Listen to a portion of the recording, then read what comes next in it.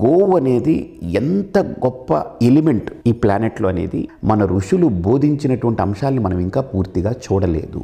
ఇప్పుడు సోలార్ సిస్టంలో సూర్యుడు ఎంత శక్తివంతుడో ఈ ఎర్త్ అనే ప్లానెట్లో గోవు కంటే గొప్పది ఏది లేదు. మనిషి కూడా గొప్పవాడు కాదు. దానికి ఎగ్జాంపుల్ చెప్తాను. ఆవు యొక్క పేడ గోమయము భూమికి సారం, గోక్షీరము మనుషులకు ఆహారం, తల్లిపాల కంటే శ్రేష్టమైంది గోవు క్షీరమని మనకు శాస్త్రాలు కూడా ప్రతివచనం ఇచ్చింది. ఇక మధ్యలో ఉండేది గోమూత్రం. గోమూత్రంలో ఉండే pH లెవెల్స్ మామూలుగా ఉండవు.